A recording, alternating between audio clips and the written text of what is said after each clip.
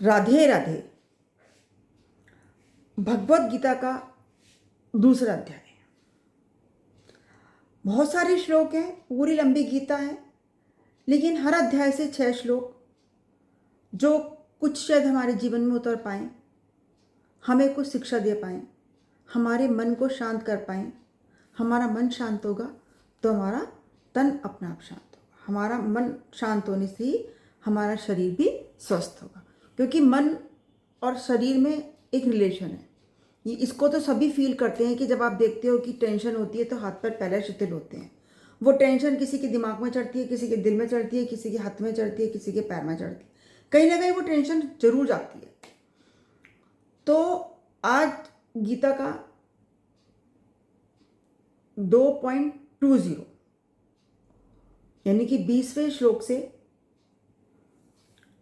हमें ये शिक्षा मिलती है कि आत्मा, ये सब जानते हैं, आत्मा हमारा है, ना जन्म लेती है ना मृत्यु होती है। केवल हमारा शरीर है जो जलता है, आत्मा तो उड़ जाती है। आप इस बात पे क्या बिलीव नहीं करेंगे कि मैंने एक लॉ, आत्मा की लॉ अपने यहाँ से निकलती देखी है, क्योंकि मेरी को बहुत बातें सच होती थी। मेरी मदर इन लॉ एक्सपायर हुई, सपने माँ की बातें बताती थी। मेरे फादर सपने माँ के बताते थे। इवन मेरे देवर भी मेरे को सपने माँ की बातें बताते थे कि ऐसा होगा, ऐसा होने वाला है। और जब मेरी मम्मी एक्सपायर हुई तो मम्मी के एक्सपायर के एक दिन बाद मैंने एक लॉ यहाँ से मैं पकड़ती रह गई, उसे पकड़ नहीं पाई। और उस दिन के बाद से मेरे को 3 साल जाएंगे मेरी मम्मी को। उस दिन के बाद से मुझे थोड़े सपने भी कम आने लगे हैं। पहले तो बहुत आते थे, एक दो बारी आए हैं, 2-4 बारी। तो आत्मा अमर है। जैसे आपने शिवानी को भी सुनते थे हम, कि अगर कोई हमसे मिसबिहेव कर रहा है तो वो पूर्व जन्म का हमारा कोई किस्सा है। हमने उसको पूर्व जन्म में ज़रूर बहुत परेशान किया होगा, जो तब तो वो हमारे कर्म कटे नहीं, वो इस जन्म में हमारे से बदला लेने आया है। तो अगर आपको ऐसा लगता है कि कोई आपके साथ मिसबिहेव करे जा रहा है, तो ये सोच के अपने मन को शांत कर लीजिए कि ये हमारा प्रारब्ध था, ये हमारा प्रारब्ध है। हालांकि कहना, सुनना, समझना तीनों बहुत डिफिकल्ट है, टाइम लगता है, लेकिन अगर आप अपने इस दिमाग को इंस्ट्रक्शंस दोगे तो वो फॉलो करेगा। 1 बार दोगे, 2 बार दोगे, 3 बार दोगे, तो वो धीरे धीरे अपने आप ही मन को शांत करने लगेगा। गीता का अगला अध्याय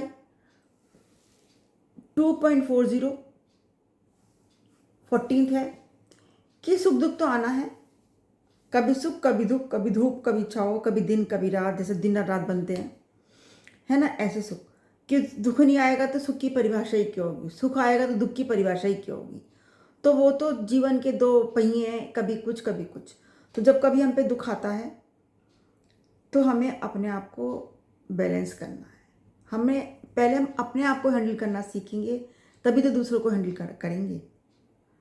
तो दुख में अपने आप को हैंडल करना सीखो।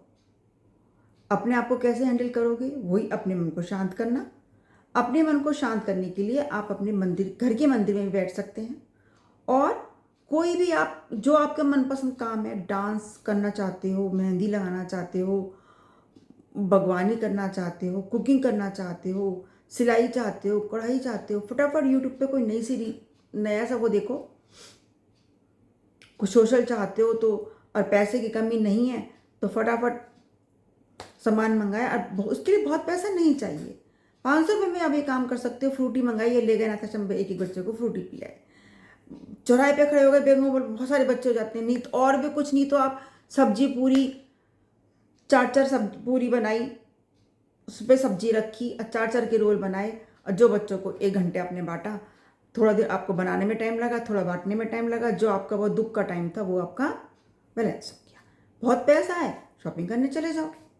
तो जैसा भी आपका मन हो, पर अपने आप को आपको स्थिर रखना, अपने मन को खुश रखना है, वो कैसे भी रखो, है ना।